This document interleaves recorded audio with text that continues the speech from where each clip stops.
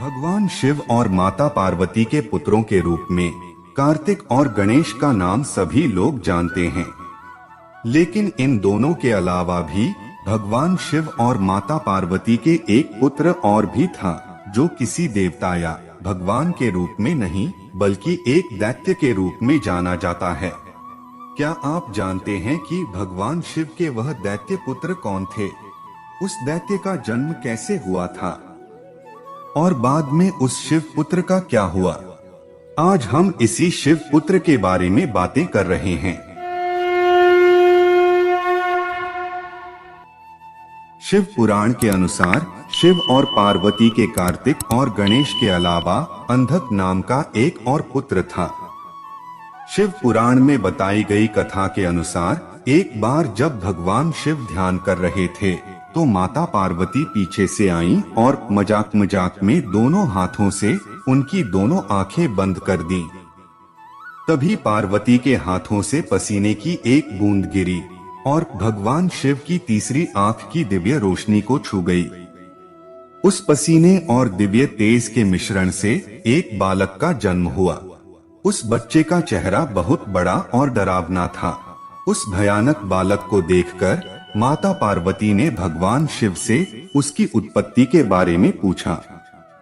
भगवान शिव ने उस बालक को पार्वती का पुत्र कहा, क्योंकि वह पार्वती के पसीने से उत्पन्न हुआ था, और उसका नाम अंधक रखा गया क्योंकि वह अंधकार के कारण अंधा पैदा हुआ था। दूसरी ओर दैत्य हिरण्याक्ष पुत्र प्राप्ति के लिए भगवान शिव की तपस्या कर रहा था। तभी भगवान शिव ने हिरण्याक्ष को वरदान देते हुए अंधक को उसे पुत्र के रूप में दिया। हिरण्याक्ष ने अंधक को अपने पुत्र के रूप में गोद लिया और उसे अपने साथ घर ले आया और उसका पालन पोषण किया। तभी से अंधक राक्षसों के बीच बड़ा हुआ, इसलिए उसका नाम अंधकासुर पड़ा। लेकिन हिरण्याक्ष के भाई हिरण्यकशिपु के पुत्र हलाद, सुहलाद, अहलाद आदि ने अंधकासुर को हीन मानते थे और उसका उपहास करते थे। अतः वराह अवतार ने हिरण्याक्ष का वध करने के बाद अंधकासुर वहां से चला गया।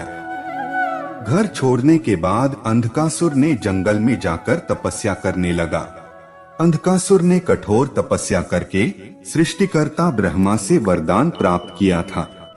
वरदान मांगते हुए अंधकासुर ने कहा, हे ब्रह्मा देव, मुझे दृष्टि प्रदान करें, मुझे अपने राज्य का राजा बनने दें और मुझे अमरता प्रदान करें।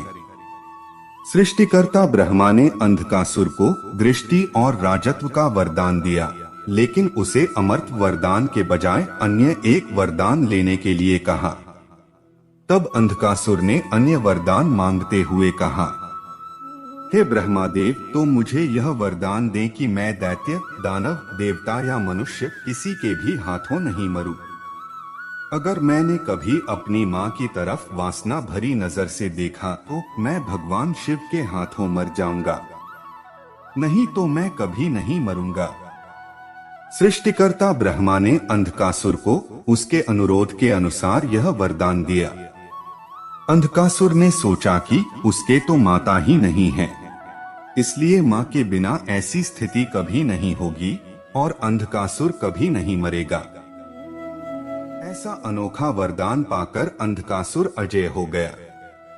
अंधकासुर ने दानवों को एकजुट करके अपना राज्य बनाया और दानवों का राजा बन गया। बाद में अंधकासुर ने प्रहलाद के राज्य पर भी अधिकार कर लिया। उसके बाद अंधकासुर ने देवताओं को भी हरा दिया और तीनों लोकों का राजा बन गया। तीनों लोकों में अधिकार कर लेने के बाद अंधकासुर को लगा कि अब उसके पास सब कुछ है और अब उसे शादी कर लेनी चाहिए। अंधकासुर ने निर्णय लिया कि वह तीनों लोकों की सबसे सुंदर स्त्री से विवाह करेगा।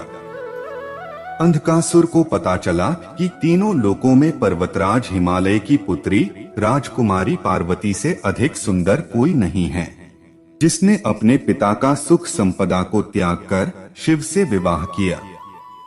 जब अंधकासुर को इस बात का पता चला तो वह तुरंत माता पार्वती के पास गया और उनसे विवाह का प्रस्ताव रखा। लेकिन माता पार्वती ने इस बात पर अंधकासुर को अस्वीकार कर दिया। जब माता पार्वती ने उससे विवाह करने से इनकार कर दिया तो अंधकासुर ने बलपूर्वक उनका अपहरण कर लिया। ऐसी कठिन परिस्थिति में माता पार्वती ने भगवान शिव से अपनी रक्षा की प्रार्थना की। पार्वती के आह्वान पर भगवान शिव उस स्थान पर प्रकट होकर अंधकासुर से कहा, हे अंधकासुर, तुम जिसका अपहरण कर रहे हो वह तुम्हारी माता है। तो अपनी माँ पर बुरी नजर रखता है। तुमने अपनी माँ के साथ बुरा व्यवहार किया है। इस पाप के कारण ही आपके जीवन का अंत होगा। ऐसे कहकर भगवान शिव ने अंधकासुर का वध कर दिया और दैत्य अंधकासुर ने मोक्ष प्राप्त कर भगवान शिव के गणों में शामिल हो गया। मित्रों, यही है भगवान शिव के तीसरी पुत्र अंधकासुर के बारे में एक संक्षिप्त कथा। आगे अन्य एक नई कथा के साथ फिर मिलने की आशा से और आप सभी के कुशल कामना के साथ आज के लिए विदा लेता हूँ। जय श्री कृष्ण।